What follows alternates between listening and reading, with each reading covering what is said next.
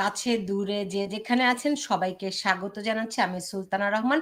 আমার সঙ্গে আজকে অতিথি হিসেবে রয়েছেন সিনিয়র সাংবাদিক সাইফুল আমিন এবং আমার সঙ্গে আরো যুক্ত হবেন নিরাপত্তা বিশ্লেষক এবং ঢাকা বিশ্ববিদ্যালয়ের শিক্ষক প্রফেসর নাজমুল হাসান কলিমুল। আমি তার জন্য অপেক্ষা করছি, কিন্তু তার আগে যেই ঘটনাগুলো আজকে ঘটছে, যে আপনারা শিরোনাম দেখে বুঝতে পারছেন যে মবের ত্রাসে বাংলাদেশের মানুষ অতিষ্ঠ হয়ে উঠেছে এবং কেউই এই মবের হাত থেকে নিরাপদ নয়, কিন্তু সরকার রহস্যজনকভাবে এই মবের পক্ষে অবস্থান নিচ্ছে। আজকে আমরা জানার, বোঝার, বিশ্লেষণ করার চেষ্টা করব যে সরকার কেন মবের পেছনে। তার আগে একটি ব্যাখ্যা দিয়ে নেই যে মবের পেছনে সরকার, এই সিদ্ধান্তে আমরা কেমন করে পৌঁছলাম। আপনারা জানেন যে সরকারের প্রেস সেক্রেটারি শফিউল আলম তিনি বলেছেন যে এগুলো মব নয়, এগুলো হচ্ছে প্রেশার গ্রুপ। তার আরেকজন প্রেস সেক্রেটারি, উপ প্রেস সেক্রেটারি আজাদ, তিনি বলেছেন যে মব, বাংলাদেশের ইতিহাসে সবচেয়ে বড় মব সৃষ্টি হয়েছিল 2013 সালের শাহবাগে, যার মধ্য দিয়ে দেশের আইন পরিবর্তন করতে হয়েছিল। ফলে বুঝতে পারছেন তারা এই মবকে কিভাবে করে জাস্টিফাই করার চেষ্টা করছে। এর আগে প্রফেসর ইউনুস থেকে শুরু করে সরকারের সব ব্যক্তিরাই দাবি করেছিলেন যে মানুষ এই মব বলে কিছু নেই, মানুষ অতিষ্ঠ হয়ে আগের সরকারের উপর বিতৃষ্ণা হয়ে যারা বেআইনি কর্মকাণ্ড বা সুবিধাভোগী কিংবা আওয়ামী লীগের দোসর, সেই সমস্ত মানুষদেরকে তারা জবাবদিহিতায় আনার চেষ্টা করছে, কিংবা তারা সেই সব মানুষদের উপরে তারা বিরক্ত, বিদ্বেষ আছে কিংবা প্রতিবাদ করছে। সেই কারণে এই এই মানে এই মব নয়, তারা প্রতিবাদ জানাচ্ছে, তারা আইনের আওতায় আনছে মানুষকে। এভাবে করে তারা লেজিটিমেট করার চেষ্টা করেছে। কিন্তু আজকে এই যে লেজিটিমেসি দেওয়ার প্রচেষ্টা, তার মানে আমরা বুঝতে পারি যে এই সরকার রয়েছে মবের পেছনে এবং তারাই ইন্ধন দিচ্ছে। এবং যেসব ব্যক্তিকে আটক করা হয়েছে তারা আবার খুব দ্রুত খালাসও পেয়ে যায় এবং তারা এই মবেরা এসে যে সমস্ত দাবি না দাওয়া নিয়ে এইরকম একটা অরাজক পরিস্থিতি সৃষ্টি করে, সরকার আবার সেই সমস্ত দাবি দাওয়া মেনেও নেয়। তারা দেখাতে চায়, যেমনটি প্রেস সেক্রেটারি বলেছেন, যে এরা মব নয়, এরা হচ্ছে প্রেশার গ্রুপ। মানে প্রেশার গ্রুপের জন্য তারা এই সমস্ত দাবি দাওয়া মেনে নিচ্ছে। ফলে দেশে যে কোনো আইনের শাসন নেই এবং বাংলাদেশের মানুষ যে ভয়ে একেবারে অতিষ্ঠ হয়ে উঠেছে, এ ব্যাপারে কোনো সন্দেহ নেই। তো সরকার কেন এই মবকে জিয়ে রাখছে, সরকারের উদ্দেশ্যটি কি, মূলত এটা নিয়ে আজকে কথা বলবো। জনাব সাইফুল আলম, আপনাকে আরো একবার স্বাগত জানাচ্ছি। আপনার আলোচনায় যাওয়ার আগে আমি একটু আলোচনা শুরু করবো একটা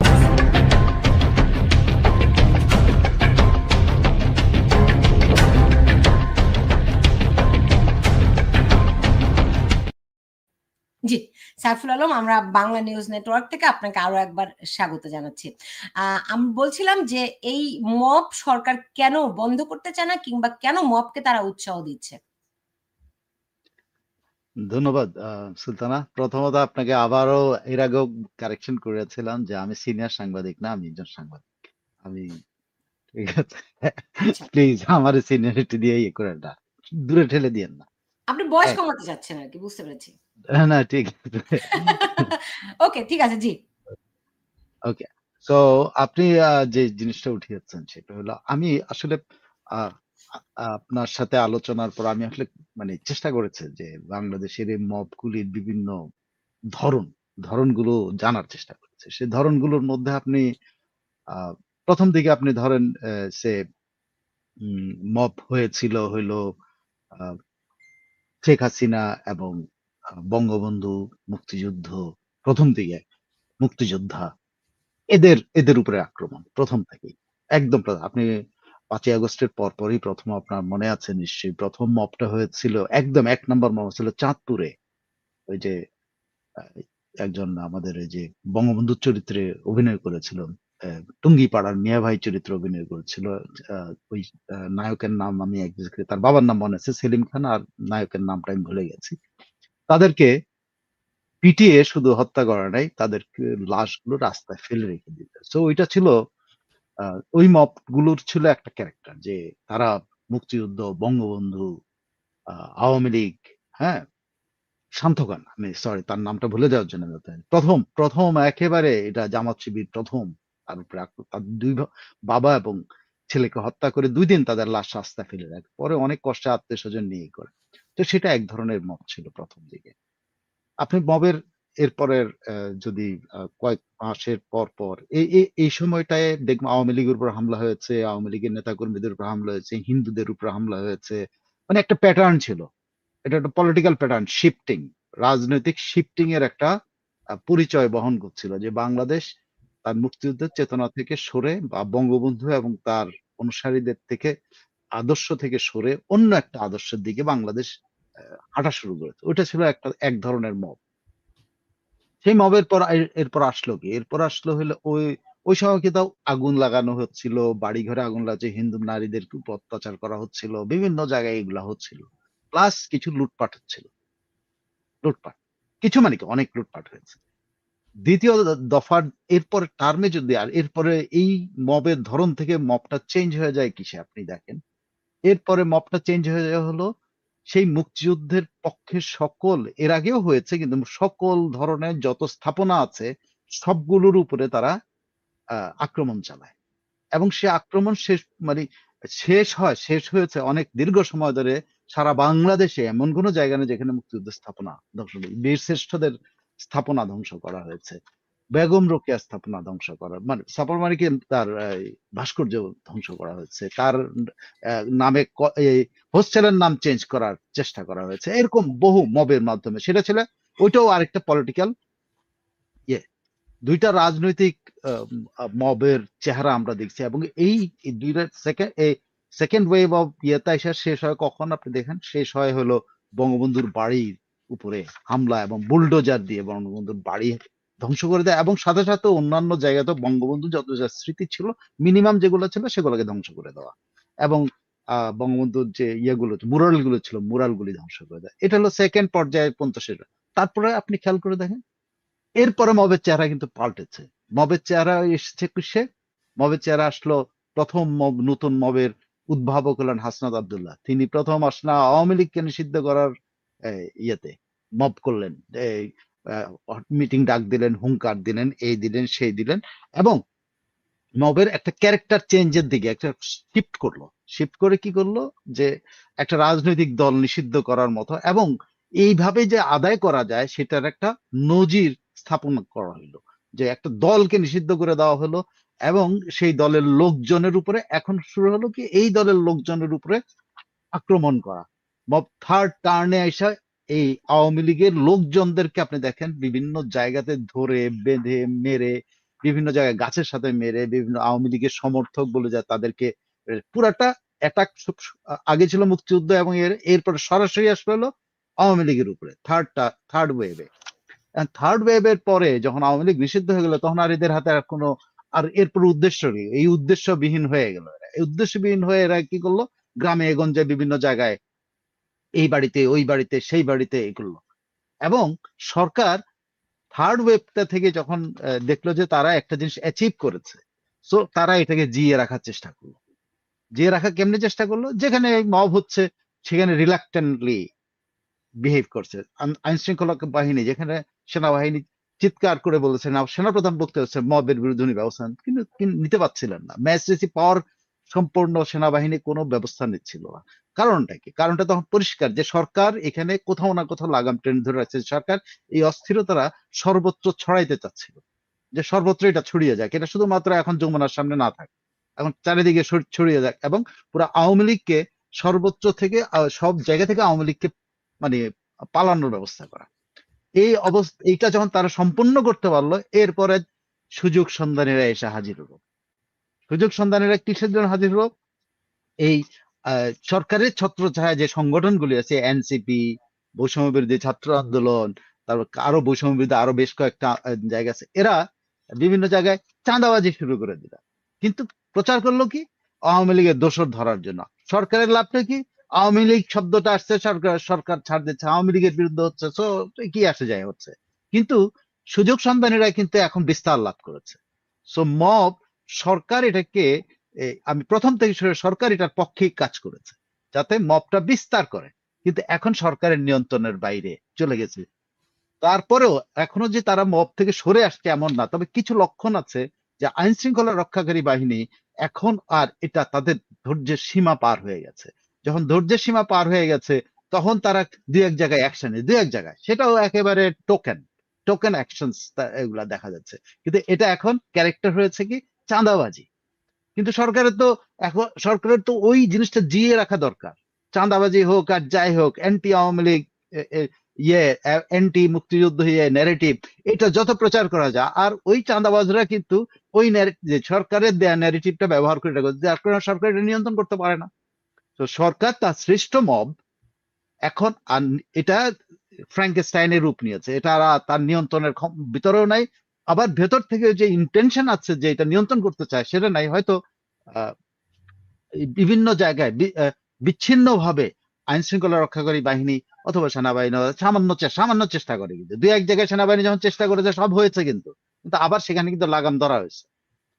লাগাম এখন হয়ে গেছে কি জানেন, সরকারের ইচ্ছা, চাঁদাবাজদের ইচ্ছা, চাঁদার জন্য এখন মব করা হচ্ছে। আপনি এই গত 3-4 দিন ধরে আমি অ্যাটলিস্ট 5-6টা ঘটনা আপনি অভিযোগ আপনি যাবেন, যেটা তারা প্রেস কনফারেন্স করে তার নিজেকে ডিফেন্ড করার চেষ্টা করছে। সবগুলো কিন্তু এই মবগুলো সবগুলো হলো চাঁদার জন্য হয়েছে। কিন্তু সরকার এখানে নিয়ন্ত্রণ করতে চায়ও না, নিয়ন্ত্রণ করতে মানে কি বলে চাইলেও এখন আর তাদের নিয়ন্ত্রণের মধ্যে আছে কিনা সন্দেহ আছে। কারণ আইন শৃঙ্খলা রক্ষাকারী বাহিনী কিন্তু এখন একটা জিনিস একটা জায়গাতে এসে পৌঁছাইছে যে পুরা পুলিশ বাহিনীকে 5ই আগস্টে যে ডিমোরালাইজ করছে, সেটার থেকে এখন এটার মোরাল অবস্থা আরো অনেক নিচে চলে গেছে। জি এখন আর্মি পুলিশে পরিণত হয়েছে, আর্মি আনসারে পরিণত হয়েছে, পুলিশ কিন্তু সেরকম নাই। জি জি বুঝতে পেরেছি। কিন্তু আপনি যে বলছেন যে এখন মব আর সরকারের নিয়ন্ত্রণে নেই, যদি সরকারের নিয়ন্ত্রণে না থাকে তাহলে তারা কেন জাস্টিফাই করছে? এই প্রশ্নটি আপনার কাছ থেকে উত্তর চাবো, তার আগে প্রফেসর নাজমুল হাসান কলিমুল্লাহ যুক্ত হয়েছেন, তাকে একটু স্বাগত জানাচ্ছি। ডক্টর কলিমুল্লাহ, আমরা কথা বলছিলাম যে যে কারণে সরকার মবের পক্ষে সাফাই গায়ে, মবের পক্ষে অবস্থান নেয়। তো এটা একটা ব্যাখ্যা, প্রাথমিক মানে মোটামুটি একটা ব্যাখ্যা সাইফুল আমিন দিয়েছেন। কিন্তু আপনার কাছে জানতে চাই আপনার ব্যাখ্যাটি কি, কেন সরকার মবকে উৎসাহিত করছে? এবং শেষ পর্যন্ত সাইফুল আমিন বললেন যে এখন আর নিয়ন্ত্রণে নেই, সরকারের নিয়ন্ত্রণে। কি আপনারও তাই মনে হয় কিনা? যদি মনে হয়ে থাকে তাহলে আমি জানতে চাই যে যদি সরকারের নিয়ন্ত্রণে না থাকে তাহলে সরকার কেন তাদের জাস্টিফাই করছে? ধন্যবাদ। সাইফুল ভাইয়ের সঙ্গে বহুদিন পরে ভার্চুয়ালি অন্তত মিলিত হলাম। আপনাকে সুযোগটি করে দেওয়ার জন্য ধন্যবাদ সুলতানা। মব হচ্ছে একটি রণকৌশল এবং এই সরকারের অভিযোজন বলতে পারেন, উদ্ভাবন যদি আমরা বলি তাহলে অতিশয়োক্তি হবে না। আমরা মগের মুল্লুকের যে অধ্যায় তার সঙ্গে ইতিহাসে পরিচিত, তারও আগে মৎস্যন্যায়ের সঙ্গে পরিচিত। এখন এই ইউনুস শাহী, হুকুমতি ইউনুস শাহীর আমলে এসে সর্বশেষ যে প্যাকেজটা আমরা পেলাম সেটা হচ্ছে মব সংস্কৃতি। এবং আপনি জানেন যে প্রফেসর ইউনুস নোবেল লরেট, তিনি বড় মাঠের খেলোয়াড় তার দাবি অনুসারে, এবং তিনি আপনার দেশের সেরা মার্কেটিং এবং প্যাকেজিং পারসন, এক্সপার্ট, একদম গ্লোবাল স্ট্রাকচারের। ফলে কোনো সমস্যাই তার কাছে সমস্যা নয়। তিনি খুব ভালো করে দুটি বিষয় হৃদয়ঙ্গম করেছেন। একটি আমাদের সামাজিক বিজ্ঞানের ভাষায় লেবেলিং, আর একটি হচ্ছে অ্যাক্সেস। অ্যাক্সেস যে কোনো মূল্যে নিশ্চিত করতে হবে। তিনি সেটি আপনার ক্লিন্টন পরিবারের ঘাড়ে ভর করে ক্রমে সাকসেসিভ যে ডেমোক্রেটিক অ্যাডমিনিস্ট্রেশন গুলো ছিল, ওবামা বলুন কিংবা বাইডেন বলুন, সবার কাঁধে সওয়ার হয়েছে। এবং বিধিবাম রিপাবলিকানরা ক্ষমতায় চলে আসায় এবং ভারতীয় বংশোদ্ভূত নারী ক্যান্ডিডেট হয়ে যাওয়ায় তাকে তখন নতুন অ্যাক্সেস খুঁজে নিতে হলো ইলন মাস্কের মাধ্যমে। আপনার খুব স্ট্র্যাটেজিক্যালি বিষয়টা এমন ভাবে হাজির করলেন যে আপনার ডেমোক্রেট অ্যাডমিনিস্ট্রেশন যে বার্মা অ্যাক্ট প্রণয়ন করেছিল, সেটার সঙ্গে ডিপ স্টেটের সম্পর্ক আছে, লং টার্ম মার্কিন কৌশলের সম্পর্ক আছে। সেই বিষয়টা মাথায় রেখে তিনি এখানে ইনরোড করবার চেষ্টা করলেন, কিন্তু এবারও বিধিবাম। আপনার পাইলটিং এর যাবতীয় কার্যক্রম সমাধা হওয়ার পরে ফলেন ফ্রম গ্রেস হলেন ইলন মাস্ক। আপনার ট্রাম্প মহোদয়ের চক্ষুশূল ব্যক্তিতে বাই দ্যাট টাইম রূপান্তরিত হয়ে গেছেন। তো এটার ফল আউটটা আবার প্রফেসর ইউনূস নিতে চাননি।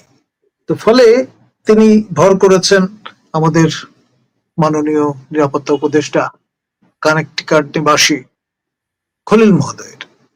এখন খলিল মহোদয় এই যে মার্কিন মুলুকে গেছেন, তিনি কিন্তু তার যে লক্ষ্য সেটি অন্বেষণ করে চলেছেন, কোনোভাবে একটা ব্রেক থ্রু করা যায় কিনা।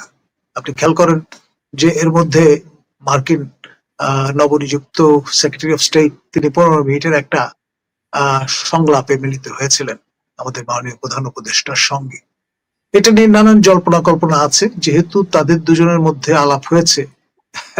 এবং নর্মালি আমরা যেটা দেখি যে আরি যাতা পাতে তারা এক সময় ফোন আলাপ ফাঁস করে, এখন পর্যন্ত সেরকম কোনো কিছু দেখিনি। আর বোধহয় এই জ্যাঠামি বা ধৃষ্টতা কেউ দেখাবার চেষ্টাও করেননি, কারণ আফটার অল মার্কিন সেক্রেটারি অফ স্টেট বলে কথা।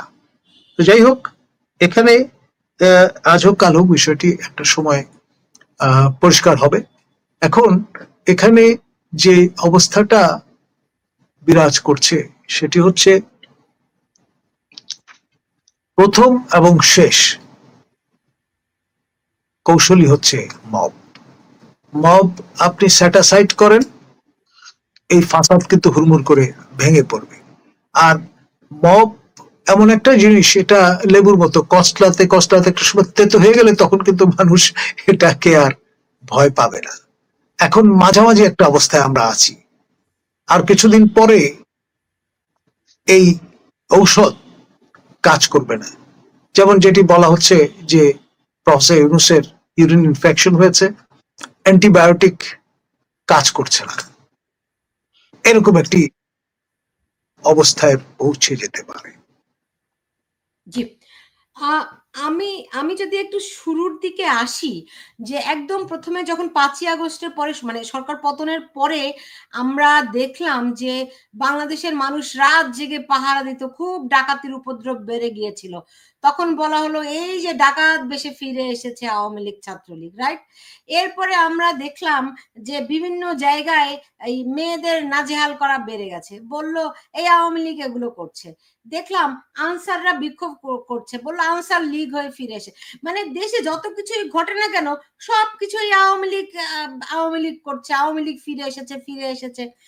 এই প্রবণতাটা এখন এই প্রবণতাটাই ধীরে ধীরে মবের দিকে টার্ন নিল কিনা সাইফুল আলম, কারণ আমরা জানি প্রথম থেকেই আওয়ামী লীগ 5ই আগস্টের পরে আর নাই, দে আর নট দেয়ার, এইটাই বিশ্বাস করতে হবে। কারণ তারা আসলেই 5ই আগস্টের পরে কোথাও তাদের অস্তিত্ব ছিল না, এখনো পর্যন্ত নাই।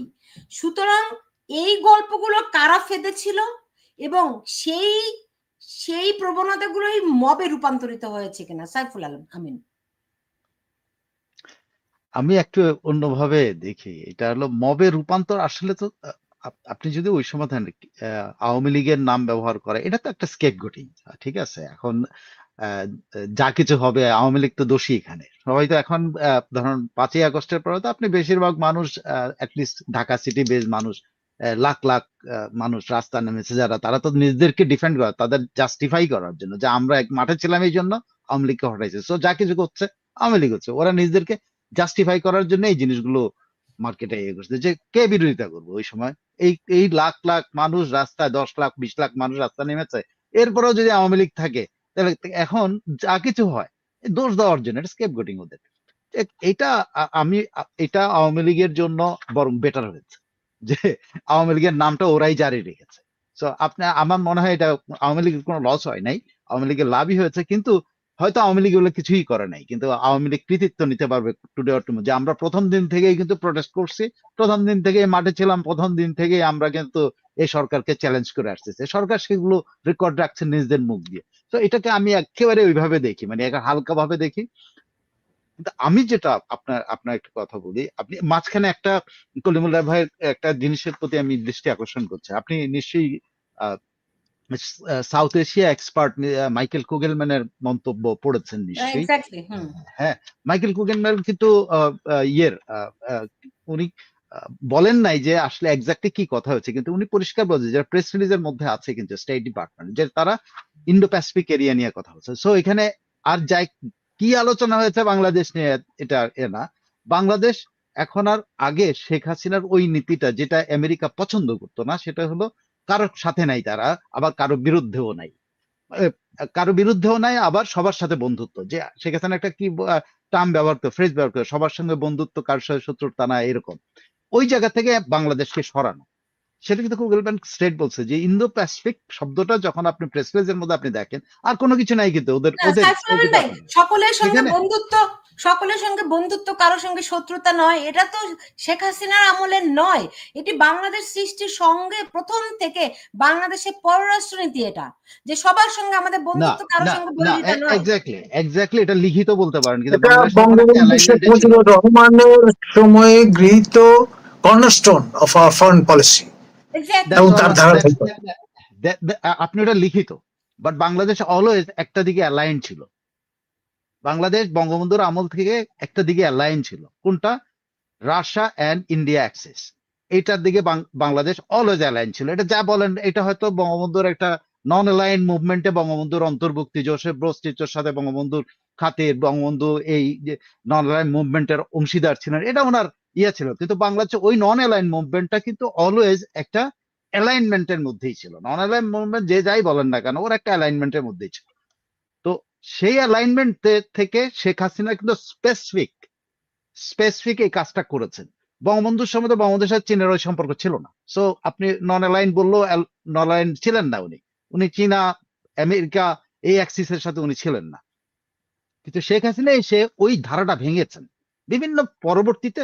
ধরেন জিয়াউর রহমান আসছে, একবার পলিসি শিফট হয়েছে, অমুক আসছে পলিসি শিফট হয়েছে বিভিন্ন সময়। কিন্তু শেখ হাসিনা একটা জিনিসকে দেখেন, ওনাকে বলা হয়তো যে আমি আমার বন্ধু মহলের যখন মানে বিজ্ঞজনদের আলোচনা শুনে, বিজ্ঞ মানুষদের, প্রফেসরদের বা কলিমুল্লাহ ভাইদের মতো লোকদের সাথে আলোচনা দেখতাম, শুনতাম, তখন দেখতাম যে একটা কথা কিন্তু ওনাকে বলা বলা হয়েছে।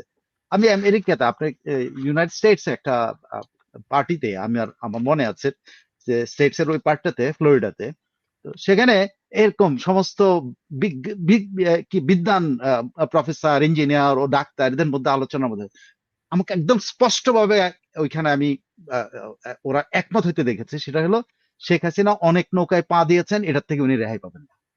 এক্স্যাক্টলি জাস্ট 1.5-2 বছর আগের ঘটনা শেখ হাসিনার ক্ষমতা থেকে যাওয়ার। কেন ওরা ব্যাখ্যা করছিল যে শেখ হাসিনা চীনের সাথেও খাতির রাখে, শেখ হাসিনা ফ্রান্সের সাথেও খাতির রাখে। তখন কিন্তু মিরেজ কেনার একটা কি কথাবার্তা চলতেছিল, বা ফ্রান্সের একটা এয়ারবাস কেনার জন্য মোটামুটি ইয়ে হয়েছিল। তারপর আবার ফ্রান্স না, তারপর বোয়িং, আবার আমেরিকার সাথে খাতির হলো, বোয়িং কিনবে। মানে শেখ হাসিনা সবাই, আবার রাশিয়ার কাছ থেকে উনি 14,000 কোটি টাকার অস্ত্র কিনতেছেন। সো ওনার এই জিনিসটা ওই ওই আলোচনার মধ্যে, I have seen my friends, senior friends and others, তারা একটা হচ্ছে শেখ হাসিনা অনেকগুলো নৌকাতে পা দিচ্ছেন, যে কোনো একটা নৌকা সরে গেলে উনি আর নাই, কিন্তু উনি আর নাই। তো ওই এই সময়টা শেখ হাসিনার সবসময় দেখবে যে কারোর সাথে বন্ধুত্ব, কারোর সাথে না, শত্রুতা নয়, সাইফুল ভাই, সবার সঙ্গে বন্ধুত্ব। চীনের সাইফুল সাথেও ভাই, বন্ধুত্ব, আমেরিকার সাথেও বন্ধুত্ব, রাশিয়ার সাথেও বন্ধুত্ব, ইন্ডিয়ার সাথেও বন্ধুত্ব, এটা তো চলে নাই, এই সাইফুল ভাই, ফর্মুলা চলে নাই। আমার মনে হয় এখানে একটু কারেকশন করলে আপনার আরেকটু মানে স্পেসিফিক হতো আপনার কমেন্টটি, যে সবার সঙ্গে বন্ধুত্ব, ধরেন ফ্রান্সের কাছ থেকে কিনবে, রাশিয়ার কাছ থেকে কিনবে, এটি ঐতিহাসিকভাবে তাদের সঙ্গে আমাদের একটা ভালো সম্পর্ক। কিন্তু শেখ হাসিনা দুটি দেশের সঙ্গে মানে দুটি নৌকায় একই সঙ্গে পা দিয়েছেন, আপনি সেটা বললে আরো স্পেসিফিক হয় কিনা। সেটি হচ্ছে একটা ভারত আর একটা চায়না, না, দুইটা আমেরিকার দেশের মধ্যে সাথে তিনি উনি ভাষ্য আমেরিকার করে সাথে একটি অ্যালাইন্ড সম্পর্ক। হয়েছিলেন। উনি জি, শেষ দিকে আমেরিকাকেও উনি সন্তুষ্ট করতে চেয়েছেন। তা নাহলে উনি কিন্তু, যখন আমি আপনাকে বলি যে জেফ্রি স্যাক্স যখন বলে যে শেখ হাসিনাকে কোট করে বলেছে যে a white skin country, Sheikh Hasina তো বলে নাই আমেরিকা, বা আমরা বলি আমেরিকার কথা উনি বলছেন, উনি তো বলেন নাই আমেরিকা, উনি হোয়াইট স্কিন কান্ট্রি বলছেন। জেফ্রি না স্যাক্সের কোট আনকোট, আমি Jeffrey sax American policy maker এবং জাতিসংঘের গত 25 বছর ধরে জাতিসংঘের স্পেশাল অ্যাডভাইজার, মানে না সেক্রেটারি জেনারেলের, সে বলেছে এই কথা। তো শেখ হাসিনা কিন্তু আমরা অনেক গল্প দিচ্ছি যে শেখ কিন্তু হাসিনা শেখ হাসিনা আমেরিকা নিজের আমেরিকা মুখে কি বলেছেন, শেখ হাসিনা নিজের মুখে কি বলেছেন আমার মনে হয় সেটি একটু আমরা যদি ফোকাসে আনি। তিনি হ্যাঁ বলেছেন যে সাদা চামড়া আমার সঙ্গে যোগাযোগ করেছে, হ্যাঁ হ্যাঁ, আমি আমি যদি সেটাই বলছি, সেন্ট মার্টিন বঙ্গোপসাগর তাদেরকে দেই তাইলে আমি চিরদিন ক্ষমতায় থাকতে পারি। ক্ষমা থাকতে তিনি পারবো। তো সেটা মেনে নেননি। মেনে নেন নাই, কিন্তু আমি আপনাকে বলছি, আমি তো আপনার কথার সাথে আমি বারো বলছি, আপনি নীতিগত কথা বলছি আমি, ওকে, নীতি নীতি প্রশ্নে বলছি। নীতি প্রশ্নে উনি কিন্তু ওখানে কম্প্রোমাইজ করেছেন ওই নামটা না বলে। যদি উনি স্পেসিফিক ওই দিন নাম বলতেন, হয়তো ওনার ইমরান খানের মতো অবস্থা হইতে পারতো, কিন্তু ওনার এই পরিণতিটা হইতো না, যে পরিণতিটা তাকে ঠেলে দেওয়া হয়েছে। কারণ উনি সাহস করে তখন আমেরিকার নামটা বলেন নাই, এটা জেফ্রি স্যাক্স বলছে, আমেরিকান জেফ্রি স্যাক্স বলছে, অন্য না। শেখ হাসিনা কিন্তু চেষ্টা করছেন শেষ দিন পর্যন্ত সবার সাথে খাতির রাখতে। সে did it, literally did it, যেটা তার বাবা করে নাই। তার বাবা সৌদি আরবের এই কিং যখন তাকে বলেছে যে ইসলামিক রিপাবলিক অফ বাংলাদেশ নাম দাও, আমি তোমাকে সব দিয়ে দেবো, বঙ্গবন্ধু শেখ মুজিবুর রহমান সেটা সঙ্গে সঙ্গে নো বলে দিয়ে চলে আসছেন। হার ফাদার সাইড, এটা কিন্তু তার তার বাবার কথা। বঙ্গবন্ধু শেখ মুজিবুর রহমানের সাথে আমেরিকার ডিল হয় নাই কেন? দ্যাট ভেরি সিম্পল, যে তুমি আমার আমার এই জিনিসগুলো আমাকে এইভাবে ইয়ে করতে পারো না, হিমিলেট করতে পারো না। দ্যাট ওয়াজ হিজ স্ন্যাচ, যে কারণে তাকেও প্রাণ দিতে হয়েছে। কিন্তু আমেরিকারটা কি করছে, শেখ হাসিনা এখানে কম্প্রোমাইজ করে, উনি অনেকদিন ক্ষমতায় ছিলেন, অবশ্যই 17 বছর ক্ষমতায় ছিলেন, কম্প্রোমাইজ করার চেষ্টা করছেন, কিন্তু কম্প্রোমাইজ করতে এটা কাজে লাগে না, কাজে লাগেনি কখনো। আর বাংলাদেশের প্রেক্ষাপটে অ্যাটলিস্ট কখনোই আপনি সবার সাথে বন্ধুত্ব করে কাজে লাগে না। শেখ হাসিনা এই জায়গাটাতে আপনি ভালো হোক খারাপ হোক, কিন্তু ওনাকে তারপরেও এইখানে তো ইউজ করে তাকে নিয়ে আসছে।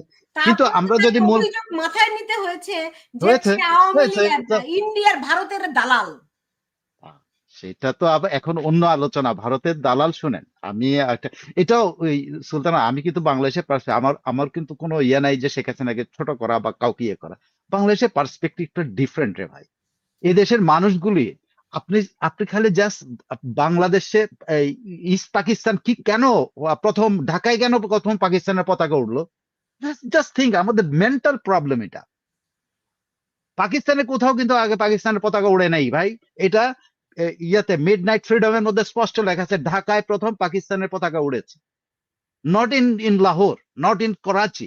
So our mentality is in there, not not with us. আমরা যেটা নিজেদেরকে ভাবি যে আমরা খুব উদার একটা পলিটিক্যাল মানসিকতার বাঙালি জাতীয়তাবাদ, আমাদের সংস্কৃতি ঐতিহ্য এত, কিন্তু আমাদের মাথার ভিতরে যে জিনিস আছে, যে so sorry to tell you that আমরা সবসময় নিজেদেরকে ইন্ডিয়ার মানে ভারতবর্ষের হিন্দুদের কাছ থেকে নিজেদেরকে ছোট মনে করি, কারণ আমরা হিন্দু থেকে এসছি। আমি সরি, আমি আরো একটা বাজে কথা হয়তো বলে ফেললাম। আমাদের মেন্টালিটিটা ওই জায়গায়, আমরা যা না আমরা তা প্রকাশ করি। আমরা তো পাকিস্তান, আমাদের মানুষের তো পাকিস্তান নামের আমরা কিছু বোঝারও কথা না, কিন্তু আমরা কেন প্রথম পতাকাটা উড়াইলাম, কারণটা কি? আমরা কিন্তু কেন কলকাতায় আমাদের আমাদের সাথেই দাঙ্গা হইলো, অন্য জায়গায় তো আগে হয় না, আগে তো হয়েছে আমাদের সাথে, পাঞ্জাবে তো হয়েছে পরে। So think is different Sultana. এইগুলো হলো তাত্ত্বিক আলোচনা, দার্শনিক আলোচনা, যে আমাদের যদি সাংস্কৃতিক ঐতিহ্য আপনারা দেখেন, আমাদের মানসিকতার ঐতিহ্য যদি দেখেন, আমরা সবসময় কিন্তু আমরা অ্যান্টি আওয়ারসেলফ। আমরা যেটা বলি, আমরা যেটা প্রকাশ করি তার বিরুদ্ধে কিন্তু আমরা বলবো বাঙালি জাতীয়তাবাদ, আবার বললো যে ভারত পছন্দ করি না। আরে ভাই, ভারত পছন্দ করে না, ভারত তো আগে তো ভারত। আমার দাদা, আমি আমার দাদার কথা বলছি, আমার দাদার জীবদ্দশায় কোনোদিন বলে নাই সে বাংলাদেশের লোক, কোনোদিন বলে নাই পাকিস্তানের লোক, সে ইন্ডিয়ান ভাবতো নিজেকে। কিন্তু বাংলাদেশের মানুষ কি এরকম ছিল আসলে? আমার দাদা পুরো এক ঘরের মতো থাকতো, যদিও ওনার অনেক, কিন্তু উনি নিজেকে কখনোই উনি শেখ মুজিবের শেখকা বলতো, উনি জিন্নাকে গালাগালি করতেন ভারত ভাঙার জন্য।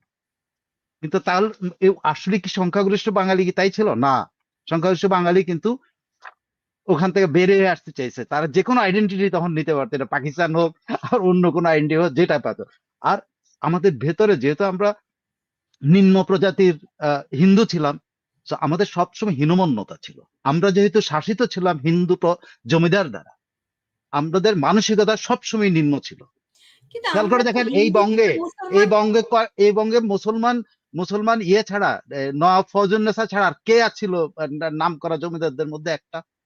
সবাই হিন্দু। এই হিন্দুদের দ্বারা সাপ্রেসড হয়ে কিন্তু আমরা মুসলমান হয়েছি। না এখন আমরা সেটা তো তো আমরা ভুলে এটা যেতে একটা চাই অন্য আলোচনা, আমার মনে হয় প্রসঙ্গটা ঘুরে যাচ্ছে। তবে না, আমরা হিন্দু থেকে কিন্তু মুসলমান আপনি ওই হয়েছি তাই কথাটা না? উঠে আমাদের ওটা এই মানসিকতা। অঞ্চলে প্রাচীন ধর্ম জৈন ধর্ম, প্রাকৃত ধর্ম, হিন্দুত্ববাদ এসেছে আরো পরে। ঠিক আসুক। আছে, আমরা আমরা ওই আলোচনাটা এখন আজকে না যাই, আমরা একটু মবের প্রসঙ্গটায় থাকি। এবং এর বাইরে আমরা দেখলাম যে আজকে রাষ্ট্রপতিকে প্রথমবারের মতো গত 1 বছরের মধ্যে প্রথমবারের মতো তাকে প্রকাশ্য আমরা দেখেছি। তিনি ক্যান্টনমেন্টে গিয়েছিলেন। প্রফেসর নাজমুল হাসান কলিমুল্লাহ যদি আমাদেরকে বলতেন যে গত বছর কিন্তু এই যে অনুষ্ঠানটিতে তিনি গিয়েছিলেন, মানে রাষ্ট্রপতি শাহাবুদ্দিন চুপ্পু পিজিআর এর প্রতিষ্ঠা বার্ষিকীতে, গত বছর 49তম প্রতিষ্ঠা বার্ষিকীতে গিয়েছিলেন কিন্তু প্রধানমন্ত্রী শেখ হাসিনা। এইবার রাষ্ট্রপতি কেন গেলেন, প্রধান উপদেষ্টা কেন নন? দেখুন, আমাদের মহামান্য রাষ্ট্রপতি তিনি 3 বাহিনী প্রধান, এক, আর অনুষ্ঠানটা প্রেসিডেন্টস গার্ড রেজিমেন্টের। ফলে সিরিমোনিয়াল যে আপনার পাম্প অ্যান্ড প্যাজেন্ট্রি, তার অত্যাবশ্যক অপরিহার্য আপনার অলঙ্করণ হচ্ছেন মহামান্য রাষ্ট্রপতি। তো সে কারণেই আমরা দেখলাম ফর্মাল যে ফটো সেশন তার শোভা বৃদ্ধি করেছেন তিনি। এবং বছর ঘুরে আপনার এই সময়টায় তাকে আমরা দেখেছি যেখানটায় তার সংস্থাপিত হবার কথা সেখানটাই। এটাতে অবাক হওয়ার কিছু নেই। আর যতই আপনি বলেন না কেন যে তার আমন্ত্রণে সাড়া দিয়ে আমাদের মাননীয় প্রধান উপদেষ্টা বা উপদেষ্টা বৃন্দ কিংবা অন্য নেতৃবৃন্দর অনেকেই বঙ্গভবনে যাননি, মানে আমি নিজে উপস্থিত ছিলাম, খেয়াল করেছি যে কে বা কারা এসেছিলেন সেখানে। তাদের অনুপস্থিতি এর মধ্যে আবার কোন কোন উপদেষ্টাকে আমরা দেখেছি সেখানে হাজির হতে। ফলে এক ধরনের বিভাজন এবং এই যে আহ্বান বয়কট করবার, সেটিও কিয়দাংশিক ভাবে কার্যকর হয়েছে। এখন সেই ঘেরটোপ থেকে আমাদের মহামান্য রাষ্ট্রপতি বেরিয়ে এসছেন এবং তিনি ভিজিবল হয়েছেন। এবং সেই সঙ্গে যেই ব্যাপারটি আমরা লক্ষ্য করলাম, তিনি যে সর্বাধিনায়ক, তার জন্যেই গঠিত এই গার্ড রেজিমেন্ট, তাদের এই যে সেরিমনি, সেখানে তাকে অত্যাবশ্যকভাবে হাজির হতে হয়েছে এবং তিনি সেটি সুচারুভাবে সম্পন্ন করেছেন। এর মধ্য দিয়ে ওই বিষয়টিও পরিষ্কার হচ্ছে যে ওই পিনাকি নামক একজন আপনার রাস শ্রেণীর ব্রাহ্মণ, তিনি প্যারিস থেকে যে সমস্ত বয়ান দিচ্ছিলেন, মানে আপনার 1 জুলাই থেকে সমবেত হওয়ার আহ্বান জানিয়েছিলেন, যে বানিক মে অ্যাভিনিউতে এসে 4টার সময় জড়ো হবে তার অনুসারীরা, সেসব দিয়ে দেখা গেল তারা শাহবাগ নিয়ে অতিক্রম করতে পারেননি। এবং পরবর্তীতে যেটা ঢাকঢোল পিটিয়ে বলা হয়েছিল যে 1050 মানে লোক মব করে মহামান্য রাষ্ট্রপতির যে অ্যাওয়ার্ড বঙ্গভবন উপড়ে ফেলবেন, সেটি কিন্তু শেষ পর্যন্ত ফলবতী হয়নি। আমি সাহস করে পিনাকি ভট্টাচার্যকে চ্যালেঞ্জ করেছিলাম এবং তিনি আমাকে ট্যাগিং করবার চেষ্টা করেছেন। প্রথমে বলেছেন বিএনপির ফেউ, তারপরে বলবার চেষ্টা করেছেন যে তিনি আমাকে আপনার স্বয়ংক্রিয় অস্ত্র দিয়ে আপনার মেরে ফেলবার চেষ্টা করবেন। তারপর আবার বলেছেন যে না, গুলি খরচ করা ঠিক হবে না। তিনি হুমকি দিয়েছেন আমাকে পাশবিক ভাবে অত্যাচার করবার। তো এই যে বিকৃত মস্তিষ্ক একজন ব্যক্তি, প্যারিসের মতো সুসভ্য একটি জায়গা, আমি বেশ কয়েকবার প্যারিসে গেছি এবং আপনার ইউরোপের সাংস্কৃতিক ক্যাপিটাল বলা হয়ে থাকে, সেরকম একটি সুসভ্য জায়গায় যেখানে জলের গানের দলনেতা বাধ্য হয়ে আশ্রয় নিয়েছেন, তার এই রাজনৈতিক আশ্রয় নেয়া সঙ্গে এই পিনাকির আশ্রয় কোনোভাবে রিকনসাইল করা যায় না। তিনি তো রীতিমতো সেখান থেকে ইন্টিমিডেট করছেন পুরো জাতিকে, মহামান্য রাষ্ট্রপতিকে, আমাদের মাননীয় সেনাপ্রধানকে, অধম নাজমুল হাসান কলিমুল্লাহকে। সুতরাং আমার মনে হয় সময় এসছে সবাই মিলে আপনার যারা উনি তো বিশ্বের সাইকোপ্যাথ, বিভিন্ন এই প্রান্তে সাইকোপ্যাথ ছড়িয়ে কথা আছেন, বলে সময় নষ্ট করে। এই ধরো এই লোকটাকে অবিলম্বে ফ্রান্স থেকে বহিষ্কার করবা। কারণ ফ্রান্সের যে সংস্কৃতি, প্যারিসের যে ঐতিহ্য, তার সঙ্গে এটা যায় না। এটা যদি আপনার কিন্তু ইদি আমিনের স্যার, জমানা হতো কিংবা বোকাসার দেশ হতো, মানে যখন এটি সেন্ট্রাল আফ্রিকান এম্পায়ার ছিল, তাহলে হয়তো একটা সান্ত্বনা আমরা খুঁজে পেতাম। কোন অবস্থায় এটি জাস্টিফাই করে। বুঝতে পেরেছি। তো আজকে স্যার আপনি একে কেমন দেখলেন? রাষ্ট্রপতির বডি ল্যাঙ্গুয়েজ, তার অ্যাপিয়ারেন্স, কারণ আমরা তো তাকে 1 বছর ধরে দেখিনি। তার একটি স্টিল ছবি আমরা বিভিন্ন জায়গায় দেখছি, মানে একটা গ্রুপ ছবির মধ্যে। আপনি নিশ্চয়ই সশরীরে দেখেছেন, সরাসরি দেখেছেন, চর্মচক্ষে দেখেছেন। তিনি সুস্থ আছেন কিনা, তিনি কেমন আছেন, বডি ল্যাঙ্গুয়েজে কি প্রকাশ পেল? দেখুন, এটা একটা সিরিমোনিয়াল আপনার জেস্চার এবং ফর্মাল ফটো সেশন। সেটি আপনার যারা ছবি তুলেছেন তারাই চর্মচক্ষে দেখেছেন, অন্য কারো পক্ষে দেখার সুযোগ সেখানে অবারিত ছিল বলে আমি মনে করি না। এক। আর দ্বিতীয় যে বিষয়টি, সেটি হচ্ছে অবশেষে আমরা দেখতে পাচ্ছি তিনি সগৌরবে যথাস্থানে মোতায়েন আছেন। এখন পিনাকির চোখ রাঙানি কিংবা আপনার হুমকি ধমকি কোনো কাজে এসছে বা ফলবতী হয়েছে, সেটি আসলে কার্যকর করা যায়নি। তিনি সগৌরবে যেখানে বহাল থাকবার সেখানে মোতায়েন আছেন। ধন্যবাদ। স্যার, গত বছর শেখ হাসিনা এই অনুষ্ঠানে গিয়েছিলেন, রাষ্ট্রপতি যাননি। এবার কি আপনার মনে হয় রাষ্ট্রপতির এখনো তিনি যে বেঁচে আছেন, এখনো তিনি স্বমহিমায় আছেন, স্বপদে বহাল আছেন, সেই জন্য কি তিনি এবার গেলেন, নাকি অন্য, মানে নাকি একটা ধারাবাহিকতা রক্ষা, বা প্রধান উপদেষ্টা? দেখুন, এটা মেসেজ ইজ ভেরি ক্লিয়ার। সেটি হচ্ছে তিনি ইগনোরেবল নন, পরিষ্কার। তিনি রেলেভেন্ট স্টিল, এবং পিনাকির মতো লোকের বদদোয়ায় কোনো কাজ হচ্ছে না। জি, সাইফুল আমিন ভাই, আপনার কাছে কি মনে হয় রাষ্ট্রপতির এই উপস্থিতি? দীর্ঘ ইভেন এমনকি তাকে আমরা ঈদের নামাজে পর্যন্ত দেখিনি। ওনার তো ঈদের নামাজের জায়গা দখল হয়ে গেছে, যেখানে রাষ্ট্রপতি এটা তো এটা তো দখল হয়ে গেছে, তাই না? বা সো দখলবাজদের হাতে যখন ওনার জায়গা দখল, তো উনি তো স্বাভাবিকভাবেই রাষ্ট্রের প্রতি তো উনি তো এর কার প্রতি অন্যায় করতে পারেন না। উনি সন্তানদের প্রতি সন্তান তুল্য আচরণে, যা দখল করে নিছিস নিয়ে জায়গা, আমার সম্পত্তি তোরা নিয়ে যদি শান্তিতে থাকিস থাক তোরা। ইউনুসকে উনি এইভাবেই ট্রিট করছেন। আমার আমার আমার নাহলে তো, যদি রাষ্ট্রপতি চাইতেন ইউনুসকে ওই ঈদগাহে নামাজ পড়তে পারতেন। রাষ্ট্রপতি যদি চাইতেন, রাষ্ট্রপতি যদি বলতেন I want to go there, army তাকেই নিত, ইউনুসকে ওখানে কিন্তু জায়গা দিত না। আমরা তো শুনি তিনি গৃহবন্দী, তিনি নজরবন্দী। রাষ্ট্রপতি তার মতো করে তার জায়গায় আছেন। একটা কথা আপনার বলি, রাষ্ট্রপতি আজকে কি বক্তৃতা দিয়েছেন খেয়াল করছেন আপনি? উনি কি একটা প্রতীকী বক্তৃতা দিয়েছেন, নেতৃত্বের প্রতি ইয়ে থাকো, অনুগত থাকো। রাইট। খেয়াল করছেন আপনি? জি।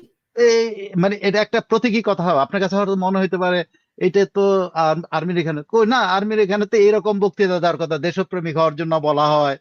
আপনি আরো দেশের জন্য ইয়ে দিয়ে দিবেন, আপনার দায়িত্ববোধ পালন করবেন, কর্তব্যবোধ পালন করবেন, কিন্তু কেন বললো নেতৃত্বের প্রতি অনুগত থাকো? This is the point. আমার ওনার বক্তৃতা তো উনি লেখেন নাই, সামবডি এলস। যারা লেখে তারাই কিন্তু এখন আসলে ক্ষমতায়, কিন্তু তারা হয়তো এখন বাইরে আসতে পারতেছে না, আসছে না। তো তারা কিন্তু লিখে দিয়েছে নেতৃত্বের প্রতি অনুগত থাকা। তার মানে কি পুরা আর্ম ফোর্সেস নেতৃত্বের প্রতি অনুগত। দেখেন ওখানে আপনি পিজিআর এর ওখানে সবাই, সেনা নৌবাহিনীর প্রধান ছিল, বিমান বাহিনীর প্রধান ছিল, সব বাহিনীর সমস্ত ঊর্ধ্বতন কর্মকর্তারা ছিলেন। এরকম কোন একটা সমাবেশে এই ক্ষমতা দখলকারী ইউনুস ছিলেন? একটা বলেন তো, একটা উদাহরণ আপনি দিতে পারবেন? উনি হয়তো 3 বাহিনীর সাথে বৈঠক করছেন, কিন্তু এত একটা বিশাল সেনা নৌ এবং বিমান বাহিনী ঊর্ধ্বতন কর্মকর্তাদের এরকম একটা ইয়াতে কনফারেন্সে, বা এটা এক ধরনের কনফারেন্স, এটা এক ধরনের সমাবেশ। তো তো সেখানে এরকম আপনি ইউনুস সাহেবের তো খেয়াল করে দেখেন তো, no. So he is very much in his position. এখন হচ্ছে কি দেশের যে রাজনৈতিক যে পরিস্থিতি, সেই রাজনৈতিক পরিস্থিতিতে উনি এখন একা হয়ে আছেন। এতে তো কোনো সন্দেহ নাই, উনি তো এখন একা হয়ে আছেন। সমস্ত ওপেন রাজনৈতিক শক্তি তাকে ইগনোর করছে। এটা ইউনূস একা না তো, বিএনপি করছে, বিএনপি করছে। আপনার মানে আমি আরেকটা যেটা আছে দেশদ্রোহী বা মুক্তিযুদ্ধের বিরুদ্ধে, আমি এটা নামই নিতে চাই না, কিন্তু আপনি বলেন যে কোন কোন ইয়েটা আছে। হ্যাঁ, কিছু আছে, কারা? ওই যে এক দল এক পার্টি, যেগুলো গলির মধ্যেও ইলেকশন করলে জিতবে না, হ্যাঁ, গলির মাঝখানের কাছে হেরে যাবে, সেই নেতারা কিন্তু রাষ্ট্রপতির দাওয়াতে যান। ঠিক আছে, সেটা হইতে পারে, কিন্তু আসল যারা আওয়ামী লীগ নাই, বিএনপিও তাকে ইগনোর করছে। এবং বিএনপিকে এখন পর্যন্ত প্রশ্ন তুলেছে যে রাষ্ট্রপতির সাথে এই আচরণ কেন করা হচ্ছে, যে 11 বার বিদেশ সফর করা হইলো, একবারের জন্য রাষ্ট্রপতির সাথে দেখা করা হইলো না? করেছে। কিন্তু বিএনপির রাষ্ট্রপতি যখন থাকবে, তখন যখন বিএনপির প্রধানমন্ত্রী দেখা করবে না, তখন কিন্তু এরাই আবার নাচতে নাচতে বলবে এই যে দেখো রাষ্ট্রপতিকে অপমান করতেছে। ঠিক আছে, কিন্তু so this is Saiful what ভাই, happened. He has given president has given a signal to the nation, they be united, be কি বলে এটাকে, অনুগত থাক, মানে এটাকে ডিভোটেড থাকো to your leadership. Who is the leader? সেটা তোমরা বেছে নাও, মানুষকে বেছে নিতে বলছেন উনি। Simple, that is a signal. এবং আমি রাষ্ট্রপতির ছবিটা দেখেছি, শুধু ছবিটা দেখেছি। আপনি ছবিটার মধ্যে রাষ্ট্রপতিকে আমি কোনোভাবে দেখি নাই যে তার উনি মানে ইয়ে হয়ে আছেন, মানে বিমর্ষ, বা ছবিটা যতটুকু আমি ক্লোজ করে দেখার চেষ্টা করেছি, না, হি ইজ ভেরি মাচ ওকে। আমি জানি না উনি অ্যাক্ট করার জন্য যথেষ্ট শক্তিমান কিনা, যতটুকু মানসিকভাবে শক্তিমান কিনা, যতটা শক্তিমান তার চারপাশে যারা তাকে শক্তি দিয়ে রেখেছে। আপনি আপনি রাষ্ট্রপতিকে যদি বিবেচনা করেন, দেখেন রাষ্ট্রপতির ওখানে যা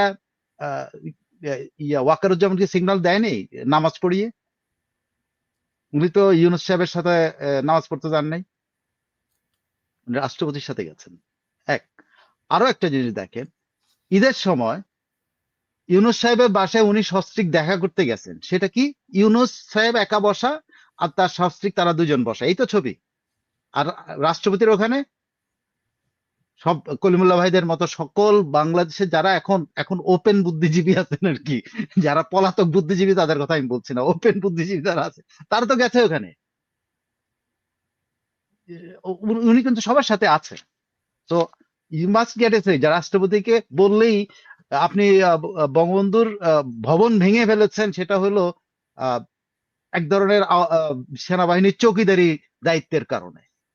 কিন্তু সেনাবাহিনী কি রাষ্ট্রপতি ভবনেও চৌকিদারির দায়িত্ব পালন করবে? ডোন্ট থিঙ্ক সো, কারণ তখন তাদের অস্তিত্বের উপর হামলা হবে।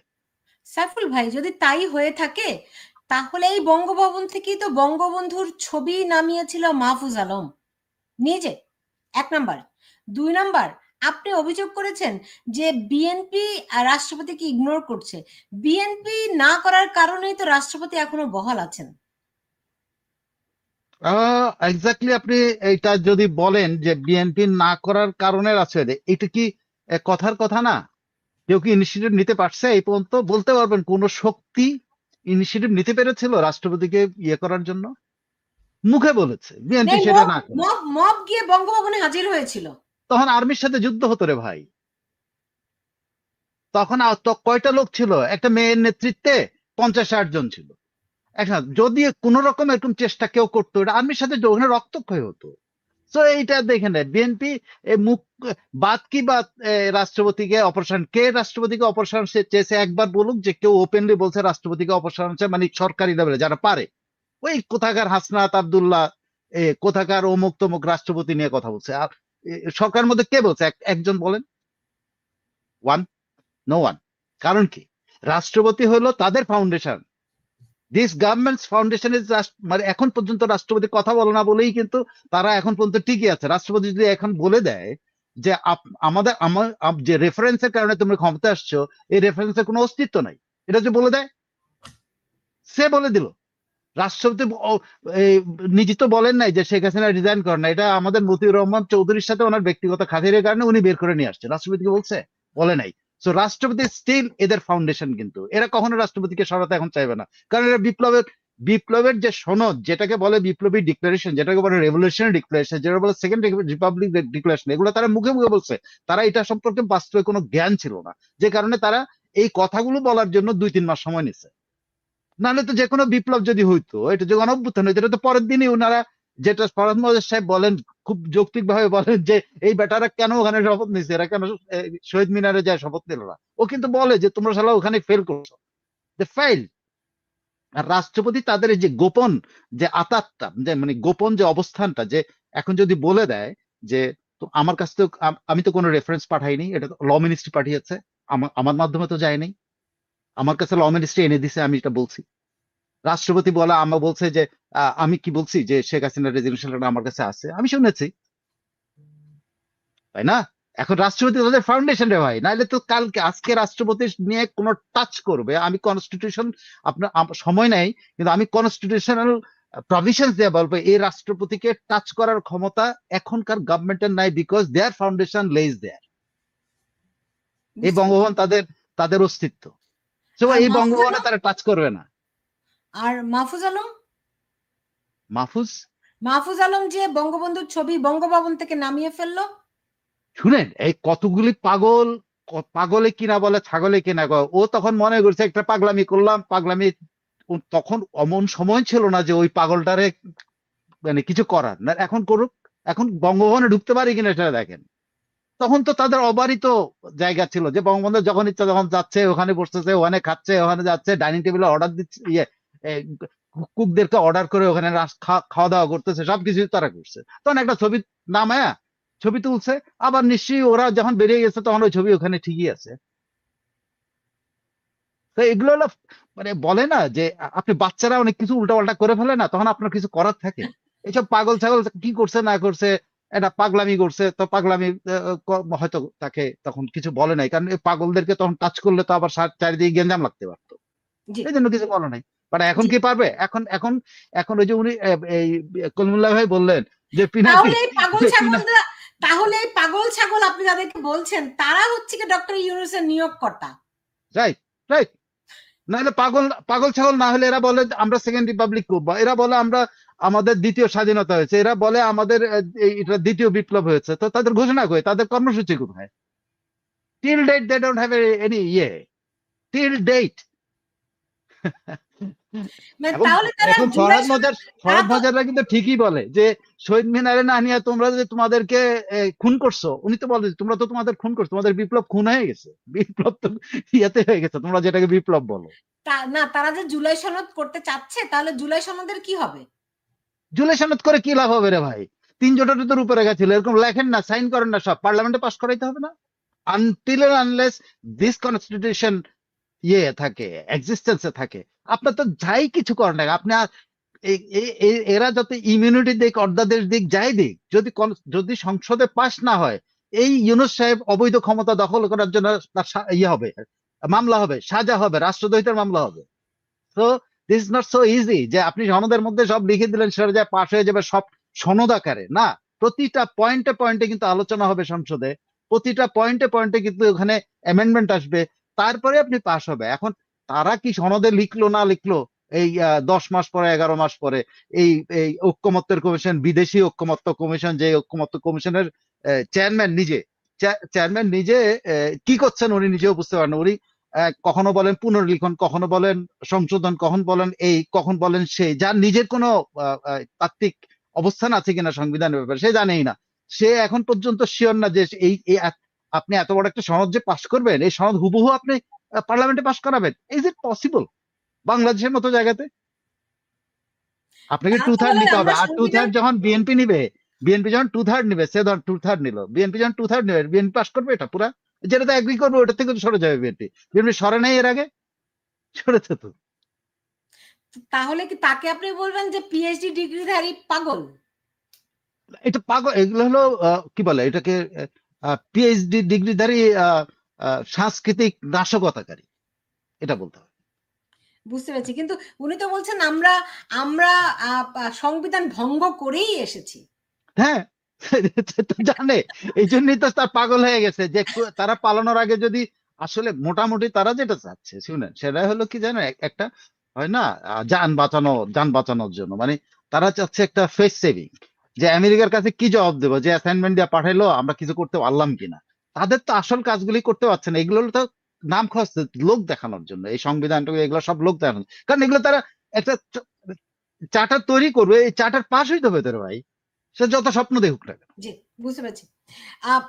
ডক্টর ডক্টর কলিমুল্লাহ, যদি এইরকম একটা অবস্থা হয় সেখানে বিএনপি কি করছে, আর আমরা দেখি এই মবের পেছনে বেশিরভাগ ক্ষেত্রে 90% ক্ষেত্রে মবের পেছনে হয় বিএনপি নয়তো জামাত, অথচ বিএনপি বাংলাদেশে একটি বড় রাজনৈতিক দল। দেখুন, পৃষ্ঠপোষকতা যেটা, সেটি সর্বোচ্চ পর্যায় থেকেই প্রদান না করলে কোনো ক্রিয়াশীল রাজনৈতিক দলের নেতা কর্মীর পক্ষে এটি কার্যকর করা সম্ভবপর নয়। ইউনূস শাহীর মূল রণনীতি এবং রণকৌশলকে ঘিরে এই মব বাতায়ন গড়ে উঠেছে ডে ওয়ান থেকে টিল টু ডেট। কিছুদিন পর পর তারা আবার এই জিগিরটা তোলার জন্যে অঙ্গুলি হেলন করেন, এবং এটার নেতৃত্ব কিন্তু দেশের বাইরে অ্যাসাইন করা আছে এই সকল শ্রীমান পিনাকি ভট্টাচার্যকে। তিনি সেখান থেকে হাত পা নাড়িয়ে অঙ্গভঙ্গি করে চোখ রাঙিয়ে তারপরে যেটাকে আমি বলবো বগুড়ার আঞ্চলিক ভাষা ব্যবহার করে এই বয়ানগুলো দিচ্ছেন। এখন লক্ষ লক্ষ লোক মন্ত্রমুগ্ধের মতো এই বয়ান শুনে অভ্যস্ত হয়ে যাওয়াতে, মানে অভ্যস্ততার একটা ব্যাপার আছে, আপনি যদি চায়ের অভ্যাস করে ফেলেন চা আপনাকে খেতেই হবে, সেরকম একটি জায়গায় পিনাকি পৌঁছে গেছেন। এবং প্রচুর লোক আমি দেখেছি যে মাথায় টুপি পরে তারপরে হাতে তসবি নিয়ে কিন্তু আপনার পিনাকির এই বয়ান শোনে। এটা ধ্রুব সত্যি। এবং অনেকে ভাবেন যে ভদ্রলোক যেহেতু মুসলমান কন্যা বিয়ে করেছেন, আমাদের দামান এক। দ্বিতীয়ত যে বিষয়টা আমরা জানি যে শরীয়ত মোতাবেক আনুষ্ঠানিকভাবে হলেও তাকে হয়তো শাহাদা বা কলেমা করতে হয়েছে, ফলে এক ধরনের রিচুয়াল পালন করার মধ্য দিয়ে তিনি আন্তরিকতার সঙ্গে ইসলাম হয়তো গ্রহণ করেননি। আপনার যেমন বলা হয় যে আমাদের প্রফেসর ইউনূস বিবাহের সময় রাশিয়ান অর্থোডক্স চার্চে অনুবর্তী হয়েছেন, হয়তো আন্তরিকতার সঙ্গে করেননি, তিনি রিচুয়ালি সেই মন্ত্র হয়তো উচ্চারণ করেছেন বা ক্রিস্টিং তার হয়েছে, whatever, I am not sure. তো আপনার এই যে বিষয়গুলো, সেগুলো একান্ত ব্যক্তিগত বলয়ের বিষয়। এখন পাক হানাদার বাহিনীর লোকজন ৭১-এ পুরুষ মানুষ দেখলেই আপনার নিম্নাঙ্গ দেখবার চেষ্টা করত, আপনার লুঙ্গি সরিয়ে, যে তাকে সার্কামসাইজ করা হয়েছে কিনা। এখন এই কাজ কে করতে যাবে? আপনার কার ধরে কটা মাথা? আপনার আমাদের পিনাকি ভট্টাচার্য সার্কামসাইজড হয়েছেন কি হননি? মানে এটা কিন্তু ম্যান্ডেটরি। আপনি যদি ইসলাম গ্রহণ করেন, আপনার যে যত বছর বয়সী হোক না কেন, এটা আপনাকে করতে হবে। এটা জুইশ ট্র্যাডিশন। আপনার এমনকি রয়্যাল ফ্যামিলি ব্রিটেনের, তারা রিচুয়ালি এই কাজটি করে থাকেন। এটা রয়্যাল ট্র্যাডিশন। কেন? সেই সিমেটিক রিলিজিয়ন থেকে উৎসরিত হয়েছে। আমরা সবাই প্যাট্রিয়ার্ক হিসেবে হজরত ইব্রাহিম আলাইহিস সালামের পরবর্তী। তো ফলে আইজাকি বলেন, ইসমাইলি বলেন আলাইহিস সালাম বৃন্দ, কিংবা আপনার হজরত ঈসা আলাইহিস সালামের উম্মতি হন না কেন, আপনাকে কিন্তু ওই ট্র্যাডিশন মেনটেন করতে হচ্ছে। কমনাররা ক্রিশ্চিয়ানিটিতে হয়তো সেটা আর মেনটেন করতে পারছেন না বা ধরে রাখেননি। এখন পিনাকি হয়তো নিজ থেকে বলতে পারবেন যে আসলে তার ক্ষেত্রে কি ঘটেছে।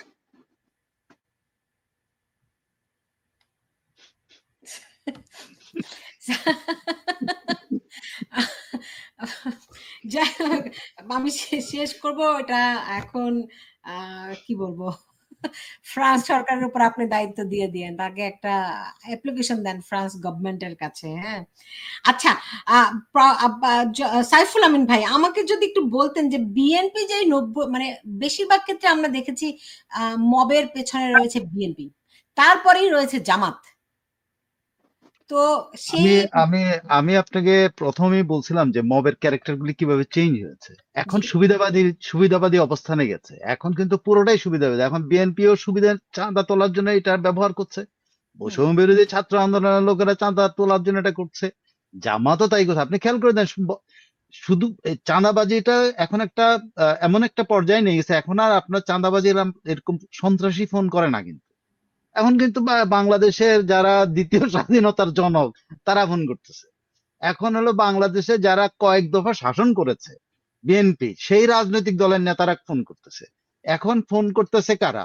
যে যারা সরকারে আছে তাদের সমর্থক হচ্ছে। সো আপনি চাঁদাবাজ, আগে যে সন্ত্রাসীরা চাঁদা করতেন সেটা নাই, এখন তো চাঁদাবাজির দিকে গেছে। যখন চাঁদাটা পায় না তখন তারা তাদের দলবল নিয়ে, তাদের কিছু প্রত্যেকটা নেতার তো কিছু অনুসারী আছে, 20-50টা অনুসারী আছে, সে 20-50টা অনুসারী নিয়ে, আপনি দেখেন চিটাগাঙে কি হয়েছে।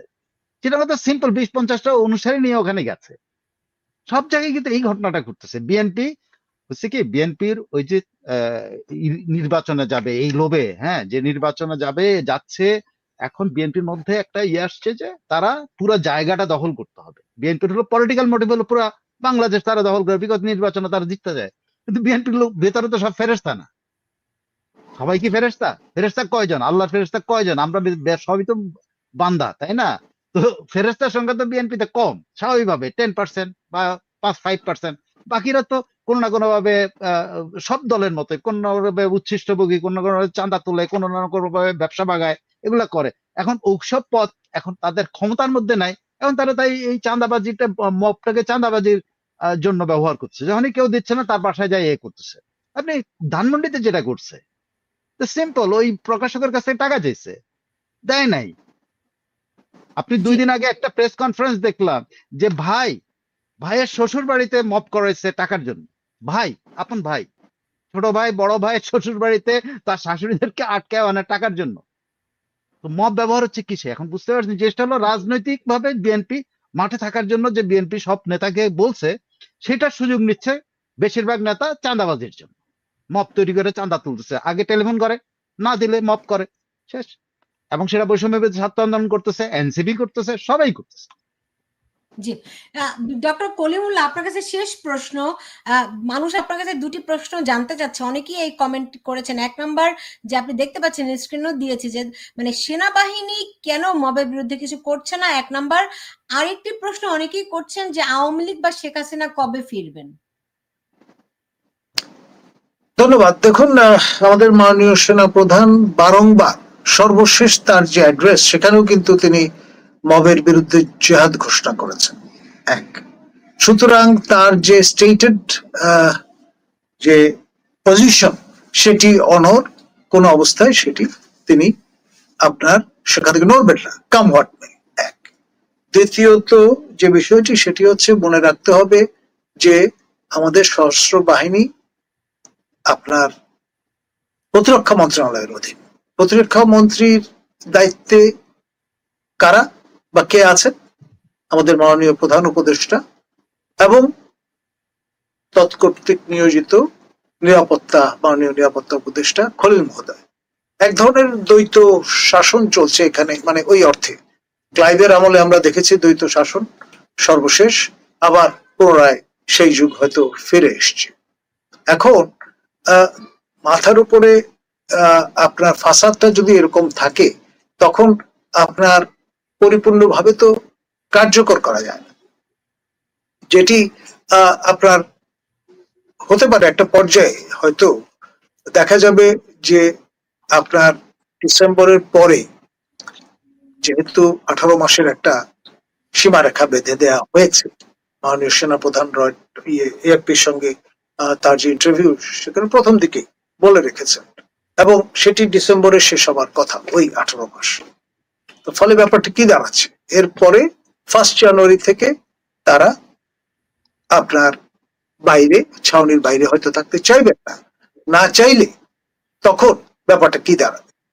সর্বত্র মব পুরো দেশকে গিলে খাবে, এবং গিলে খাওয়ার পরিস্থিতি হলে তখন দ্বিগুণ, আপনার চতুর্গুণ বা পঞ্চগুণ শক্তি নিয়ে আপনার অ্যাসার্ট করতে হবে যারা আইনের শাসনে বিশ্বাসী। ফলে আপনার তার মধ্যেই আপনি খুঁজে নিতে পারেন আপনার আমাদের দেশপ্রেমিক সশস্ত্র বাহিনী কি করবেন, আর যার আগমনের সম্ভাবনা নিয়ে আপনি কথা বলছেন সেটি হচ্ছে এইরকম। আয়াতুল্লাহ রুহুল্লাহ খোমেনির কথা নিশ্চয়ই মনে আছে। তাকে প্রথমে ইরাকে নির্বাসনে পাঠানো হয়েছিল, পরে ফ্রান্সে থিতু হয়েছিলেন। সেখান থেকে তার যে আগমন, তার অবশেষ কিন্তু লিগেসি এখনো ইরান বহন করছে। আবার রেজা শাহ পাহলভির পরিবার তারা চলে গিয়েছিলেন, তাদের বংশধরেরা এখনো কিন্তু ওয়েটিং ইন দেয়ার উইংস। রাজনীতিতে শেষ কথা বলে কিছু নেই, ক্ষমতা কারো মৌরুষি পাট্টা নয়। সুতরাং ভবিষ্যৎ বলে দেবে কি দাঁড়াবে। ধন্যবাদ। জি, বুঝতে পেরে খুব স্পষ্ট করেই বলেছেন, এর চেয়ে বেশি আর স্পষ্ট কি বা বলা যায়। আমি শেষ করব সাইফুল আমিন, আপনি যদি একটু বলতেন আমাকে, যে সবাই যদি জানতে চায় যে মানে আওয়ামী লীগ বা শেখ হাসিনা কবে ফিরবে, 1 নম্বর। 2 নম্বর আরেকটি বিষয় আমি এটি আলোচনায় আনিনি, সেটি হচ্ছে যে আপনি দেখেছেন যে পিনাকি খালেদা জিয়াকে রাষ্ট্রপতি করার প্রস্তাব করেছেন। তো খালেদা জিয়াকে রাষ্ট্রপতি হওয়ার প্রস্তাব দেয়া হলে তিনি কি সেটি গ্রহণ করবেন? এটা পিনাকি এবং খালেদা জিয়া বলতে পারে না। এই মাঝখানে তার কেউ নাই রে ভাই। এর মাঝখানে তো বিএনপিও জানে না যে তারা খালেদা জিয়াকে প্রেসিডেন্ট করার প্রস্তাব তারা দিচ্ছে, তারা জানে কিনা। পিনাকি তো তাদের কাছে এই প্রস্তাবটা জানে, সে পিনাকি জনগণের কাছে প্রকাশ করছে যে এরকম একটা প্রস্তাব আছে। তো এটা তার এখন খালেদা জিয়া বলতে পারেন, আর পিনাকি সাহেব বলতে পারেন। ওনাদের দুজনের মধ্যে এটা আলোচনা, মানে অন্য আপনার কেউ আমার মনে হয়। বিবেচনা বিশ্লেষণ কি বলে হবে? হ্যাঁ শোনো, আমি আবার বলছি, এই সরকারের ফাউন্ডেশন কিন্তু কনস্টিটিউশন। এই সরকারের ফাউন্ডেশন কনস্টিটিউশন। এই রাষ্ট্রপতিকে সরানোর কি পদ্ধতি আছে আপনি জানেন কি? আপনি নিশ্চয়ই জানেন এই রাষ্ট্রপতিকে সরানোর একটাই পদ্ধতি, সেগুলো পার্লামেন্টে তার বিরুদ্ধে অনাস্থা আনা। 1, তিনি স্বইচ্ছায় চলে যাওয়া। 2, তিনি স্বইচ্ছায় গেলেও উনি কিভাবে যাবেন সেটা কিন্তু ধারাবাহিকতা আছে।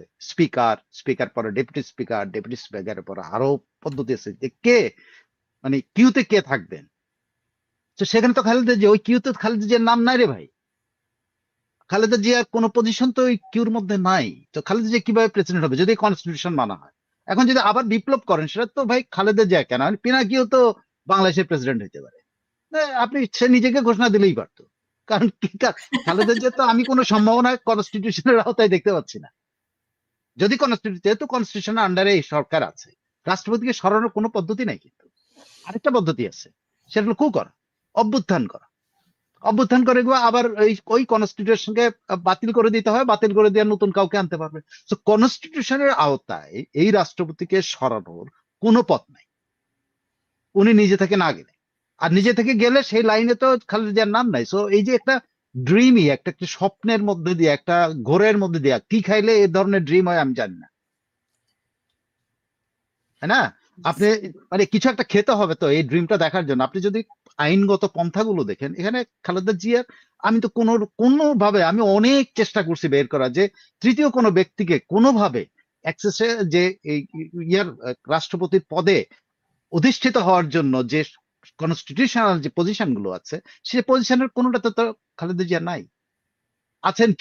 আছেন হলো এই কনস্টিটিউশনকে হোল্ড করে দিয়ে একটা নতুন চিন্তা করা, সেই নতুন চিন্তার আওতায় খালেদা জিয়াকে বানানো। যেমন এই কিনা যে আপনারা এই যে মিথ্যা দিয়ে কি বলে রেফারেন্স এনে, যেমন আমাদের কনস্টিটিউশনে নাই, একে বৈধ বলছেন, কিন্তু যদি সংসদে এটা পাশ না হয়, এই সরকারের শাসনামল যদি পাশ না হয়, তাহলে এ তো অবৈধ হয়ে যাবে। সো কনস্টিটিউশন মেনে রাষ্ট্রপতি হওয়ার কোনো সুযোগ খালেদা জিয়া নেই। তো খালেদা জিয়া, আমার ধারণা উনি নিজেও জানেন, উনি এগুলো শুনে হাসেন, এবং হাসি ছাড়া আর অন্য কোনো কিছু না আছে কিনা আমি জানি না। আমরা হাসাহাসি করতে পারি, কিন্তু ধরেন তারা তো একটা অরাজকতা দেশের মধ্যে সৃষ্টি করেছে, এটা তো অস্বীকার করা যাবে না, তাই না?